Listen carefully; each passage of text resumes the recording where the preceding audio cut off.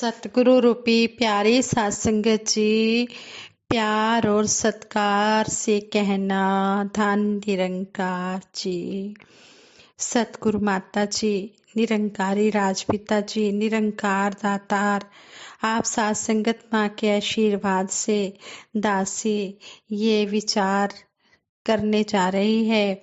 इन विचारों का टॉपिक है संत समागम सेवा की बेला। 76वां वार्षिक निरंकारी संत समागम, आओ सेवा कर ले। संत समागम के आगमन के साथ सेवा करने वाले संतों के लिए सेवा के अनेक मौके आने लगते हैं। सेवा भक्ति का आधार है। सेवा सतगुरु को रिझाने का उत्तम साधन है। निष्काम निरक्षित सेवा जीवन में सुखद परिवर्तन लाती है। तभी तो संत महात्मा कहते हैं, आया संत समागम, आओ सेवा कर ले। वार्षिक निरंकारी संत समागम की अनाउंसमेंट के साथ ही लाखों भक्तों के मनों में इसमें शामिल होने की इच्छाएं जन्म लेने लगती हैं। पिछले समागमों की सुंदर यादें आंखों के सामने बार बार आने लगती हैं। जैसे जैसे समागम की डेट्स नज़दीक आती हैं, वैसे वैसे इसमें पहुंचने की तैयारियां भी शुरू होने लगती हैं। हर भगत की सतगुरु के चरणों में यही अरदास होती है कि मैं ठीक ठाक आनंद के साथ संत समागम का अंग बन पाऊं, तन मन धन से सेवा में योगदान दे पाऊं, संतों की चरण धूलि लेकर अपने मस्तक पर धारण कर पाऊं। जब सेवा का भाव मन में आता है तो संतों के गीत भी याद आते हैं। सेवा कर दे ने जेड़े निष्काम संतों, सतगुरु सुख देंदा उन्हां नूं तमाम संतों। सेवा का सबसे महत्वपूर्ण फार्मूला है कि सेवा करते हुए निष्काम रहें, अभिमान रहित रहें, अभिमान मन में आने ना दें, नम्र भाव में होकर सेवा करें। इच्छाएं मानव मन के साथ इतनी गहराई से जुड़ी होती हैं कि उनको कितना भी पीछे रखने की कोशिश करें, वो बार बार सामने आ ही जाती हैं। संसार में रहते हुए इंसान अक्सर अपने आप को समस्याओं से घिरा हुआ पाता है। लगातार कमी परेशानी आदि के दौर से मुक्त होने की अरदास मन में होना कोई गलत बात नहीं है, पर सेवा करते हुए सतगुरु निरंकार की व्यवस्थाओं से हमारे लिए बनाई गई इसकी योजनाओं पर हमारा विश्वास पक्का और पूर्ण होना चाहिए। सतगुरु का संसार को सुखी करने का ढंग निराला है। सुखी करने के लिए या खुश होने पर यह सेवा के अवसर बख्शता है। संत समागम में लाखों संतों भक्तों की रिहाइश, लंगर, सत्संग समारोह का आयोजन, ट्रैफिक आदि की व्यवस्थाएं आदि करते हुए कदम कदम पर साध संगत, सेवा दल और समागम कमेटी के सदस्य नजर आते हैं। पर हर जगह और हर सेवा सतगुरु की कृपा और शक्ति ही काम कर रही होती है। जिस तरह हमारी धरती अपनी धुरी पर 1670 किलोमीटर प्रति घंटे की गति से घूम रही होती है और इसके साथ साथ हम भी इस गति से घूम रहे होते हैं, पर हमें इस बात का एहसास तक नहीं होता। इसी तरह संत समागम भी सतगुरु की रहमतों और दिव्य शक्तियों के द्वारा आयोजित होता है। यहाँ हर गुरुमुख हर प्रकार की सेवा सतगुरु निरंकार की दिव्य शक्ति से सुंदर रूप में निभा रहा होता है। संसार में कोई भी इंसान ऐसा नहीं है जो प्रभु की कृपा के बिना सेवा में कोई योगदान दे पाए। भगत तो यही मांग मांगता है कि दातार, मैं तेरे संतों की सेवा अपने हाथों से कर पाऊं, उनके लिए पंखा करूं, पानी लाऊं, चरण धोऊं और दिल से खुशी मनाऊं। भाव विनम्रता ही सेवा का मूल है। अन्न पानी सब तेरा, सेवा में लगे ना कुछ मेरा। हे दयालु, मैं निपट नादान हूँ, तेरी सिफत करूं, तेरे गुण गाऊं, तेरी हजूरी में नतमस्तक रहूं, तेरी सेवा करूं और आनंद मानूं। तू ऐसी कृपा कर। समागम सेवा का शुभारंभ सतगुरु माता सुदीक्षा जी महाराज के और निरंकारी राजपिता जी के कर कमलों द्वारा होते ही हजारों हाथ सेवा करने में लग जाते हैं। समागम स्थल का चप्पा चप्पा सुंदर बनाया जाने लगता है। आने वाले संतों महात्माओं की सेवा में कोई कमी ना रह जाए, इस ध्यान से एक एक चीज को सजाया संवारा जाने लगता है। तन मन धन के योगदान से सेवा में निखार आता है और तन मन धन के सुख पीछे पीछे भागे आते हैं। सतगुरु धरती धर्म है, जे को बीजे सो खाए। सतगुरु माता सुदीक्षा जी महाराज फरमाते हैं कि साफ नियत और गुरमत के अनुसार सेवा करें, मदद के रूप में नहीं बल्कि एक दूसरे के अंदर इस निरंकार का नूर देखते हुए, इस निरंकार का अंश देखते हुए मानव मात्र की सेवा करनी है। तन मन धन की सेवा सिर्फ बोल तक ना रह जाए बल्कि जीवन में आ जाए, कर्म रूप में आ जाए। सतगुरु की सेवा किसान की खेती जैसी होती है। किसान क्षेत्रफल के हिसाब से बीज डालता है। 1 एकड़ में 1 किलो गेहूं डालकर अच्छी फसल की उम्मीद नहीं करता। वह सबसे पहले खेत की जुताई करके मिट्टी को मुलायम भुरभुरी बनाता है, निश्चित समय पर खाद पानी डालता है और समय आने पर भरपूर फसल से उसका खलिहान भर जाता है। समय, भावना, श्रम और समर्पण का सेवा में ध्यान रखना होता है।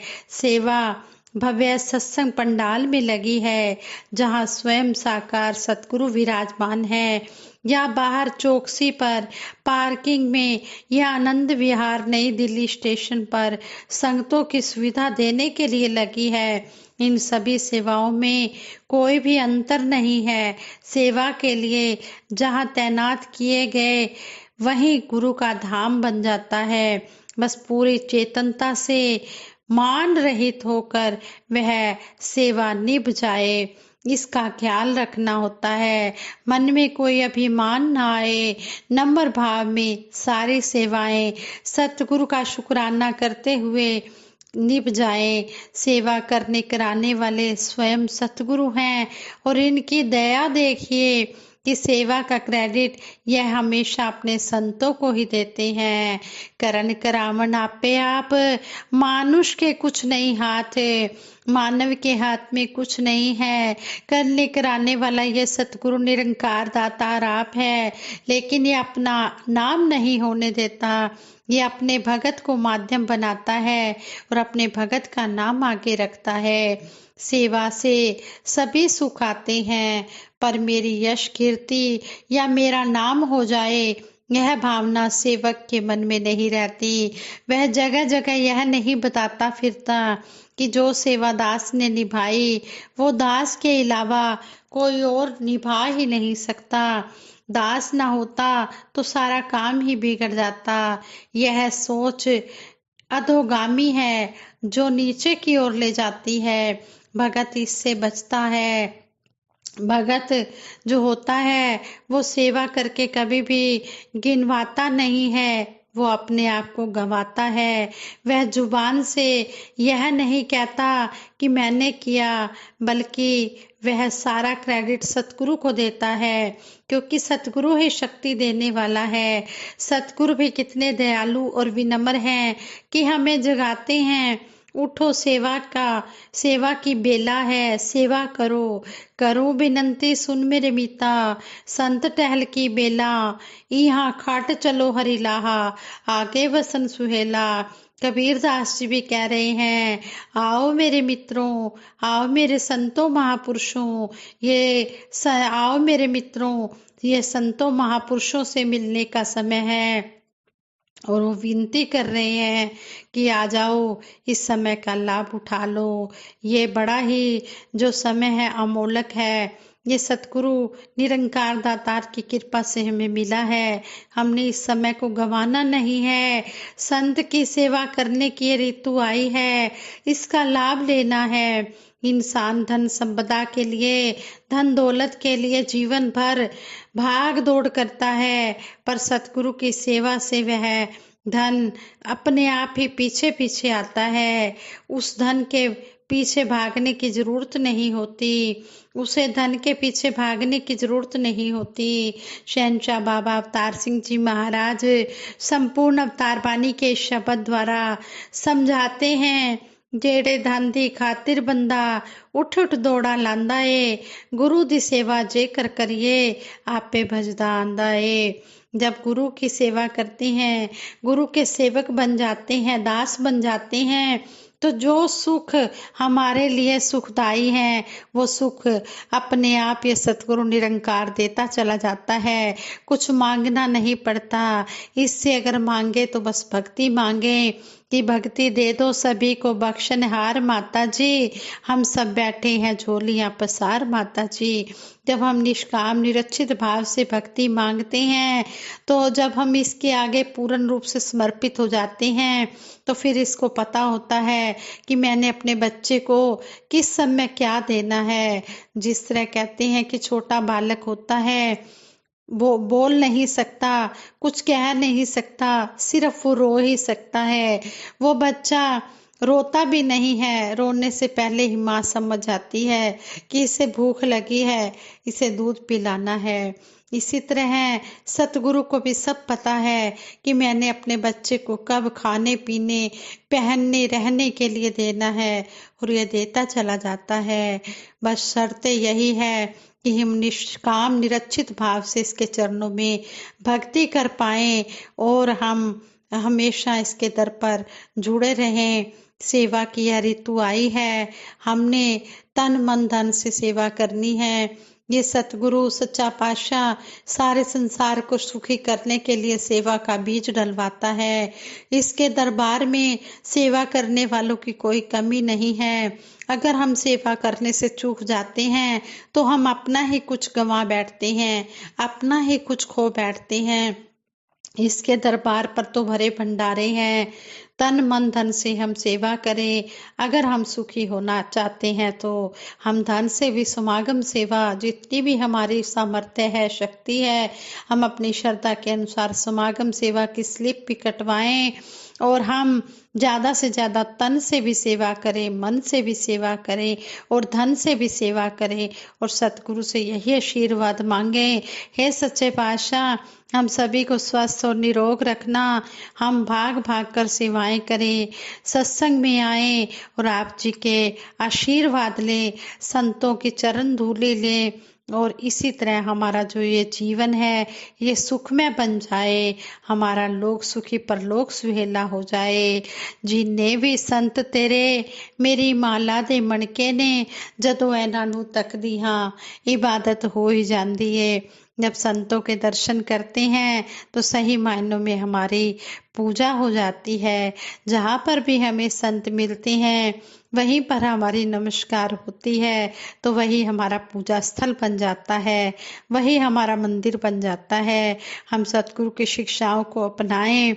जिस तरह हमारे निरंकारी राजपिता जी भी हमें समझाते हैं कि हमने कोई ये नहीं कि हमने यहाँ मजबूरी में आना है नहीं, हमने प्यार के वश में होकर आना है। ये कोई सेवा कोई मजबूरी नहीं है, कोई बंधन नहीं है। सेवा तो खुद को आनंद से भरने का एक साधन है। जो जो सेवा करते हैं उन्हें पता होता है कि सेवा करने से कितनी खुशी मिलती है, कितना मन को आनंद मिलता है, कितना सुकून मिलता है। हमारा 76वें अंतर्राष्ट्रीय समागम का जो विशेष अंक है, जो हमारी ये थीम रखी गई है, वो भी यही रखी गई है, सुकून। सुकून क्या होता है? सुख चैन सतगुरु के चरणों में ही मिलता है। इसलिए आओ दातार के चरणों में जुड़े और आशीर्वादों के पात्र बने। साथ संगत जी, प्यार से कहना, धन निरंकार जी।